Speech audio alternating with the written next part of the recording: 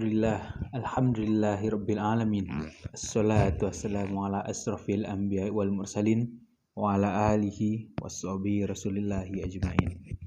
Puji dan syukur kita ucapkan kehadirat Allah Subhanahu wa taala yang telah melimpahkan rahmat dan nikmatnya kepada kita sehingga kita masih diberikan suatu nikmat berupa nikmat iman, nikmat kehidupan dan juga nikmat kesehatan. Yang dimana tanpa nikmat itu kita tidak akan bisa menjalani hidup kita sebagai muslim seperti saat sekarang ini. Salawat dan beriringan salam tak lupa pula kita kirimkan untuk arwah junjungan kita, yakni Nabi besar Muhammad sallallahu alaihi wasallam. Allahumma sholli ala Muhammad wa ala ali Muhammad. Yang mana beliau telah membawa kita dari alam yang sebelumnya penuh dengan kebodohan dan tipu muslihat yang dikenal dengan zaman jahiliyah, sehingga kita bisa berada di zaman yang penuh dengan ilmu pengetahuan seperti saat sekarang ini.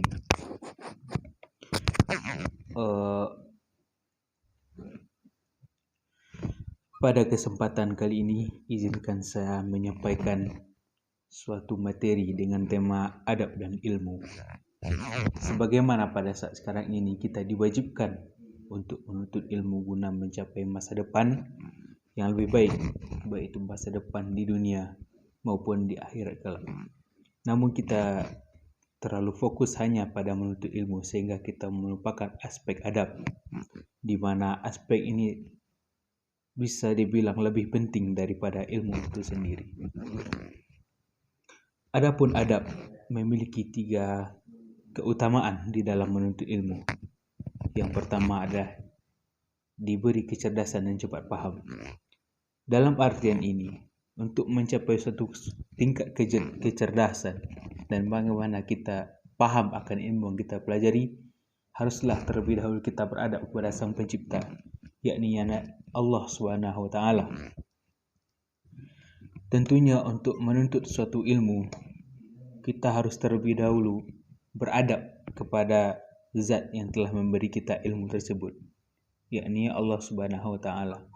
Kita dapat bercermin akan hal ini kepada para pendahulu kita, yakni para sufi ataupun para ilmuwan seperti Al-Kindi, Al-Khwarizmi, Ibnu Rushd, di mana para cendekiawan ini terbagi menjadi 2 golongan. Yang pertama yaitu cendekiawan yang bersifat non-intelektual, di mana ia lebih menekankan kepada sifat fikih, akidah, dan bagaimana ia mempelajari suatu agama di dalam ia menyebarkan atau memberikan suatu pemikirannya. Yang kemudian adalah cendekiawan yang bersifat intelektual, di mana ia lebih berfokus pada bidang-bidang umum seperti matematika, kesehatan, filsafat ataupun lainnya. Tetapi dapat kita lihat, meskipun yang mereka pelajari adalah ilmu yang bersifat umum, tetapi mereka hafal akan Al-Quran, tahu akan fikih, paham akan akidahnya sendiri, karena mereka terlebih dahulu beradab kepada penciptanya, yakni Allah Subhanahu wa taala. Dengan kita beradab terlebih dahulu kepada Sang Pencipta, maka kita akan dibukakan pintu hati dan dibukakan pikiran kita untuk menerima ilmu yang sedang kita pelajari, sehingga kita, dalam kata lain dapat diartikan, diberikan suatu kecerdasan dan cepat paham akan ilmu yang sedang kita tuntut tersebut. Selanjutnya, keutamaan dari seseorang yang beradab di dalam menuntut ilmu ialah ia cenderung untuk mengamalkan apa yang ia pelajari.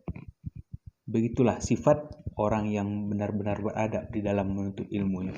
Kita kembalikan pada diri kita sendiri. Kita mengetahui bahwa 2 rakaat sebelum subuh itu lebih utama daripada dunia dan seisinya. Kita berikan pertanyaan kepada diri kita sendiri lagi. Apakah kita sudah menerapkan hal tersebut? Kita tahu bahwa sholat duha menghindari kita dari bencana. Namun apakah praktiknya kita sudah melaksanakan sholat duha? Mari kita pertanyakan dulu kepada diri kita sendiri.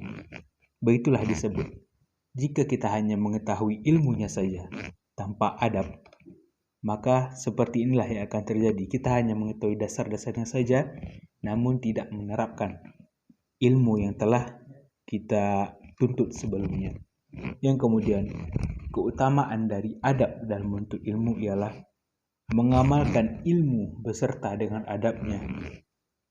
Jika yang pertama tadi ada diberi kecerdasan, yang kedua cenderung untuk mengamalkan atau cepat mengamalkan ilmu yang kita pelajari, maka yang ketiga adalah mengamalkan ilmu beserta dengan adabnya. Kita ambil contoh dari sahabat Nabi kita yang terdahulu, sahabat Nabi Muhammad, di mana mereka yang dulunya kafir, mereka yang dulunya menutup diri terhadap Islam, setelah ia mengikuti kajian-kajian dari Nabi Muhammad, maka terbukalah pintu hatinya.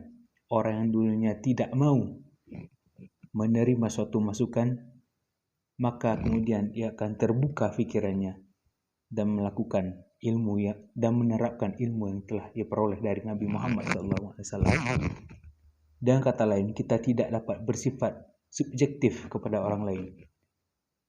Kita misalkan sebagai kita seorang santri ataupun seorang penuntut ilmu yang menuntut ilmu pada suatu majelis taklim ataupun lembaga pendidikan, kita tidak boleh menghakimi orang lain karena ia berbeda dari apa yang kita pelajari selama ini.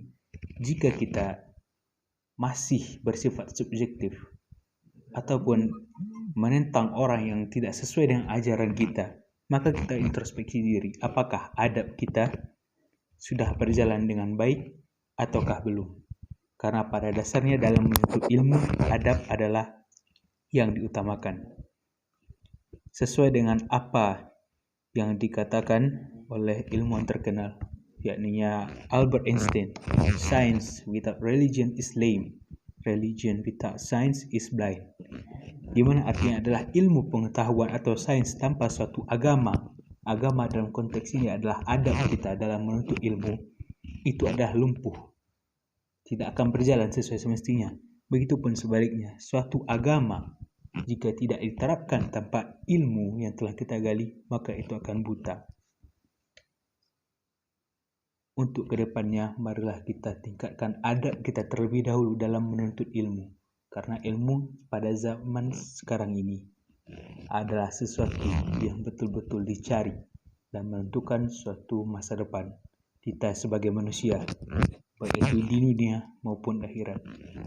Sekian yang dapat saya sampaikan. Assalamualaikum warahmatullahi wabarakatuh.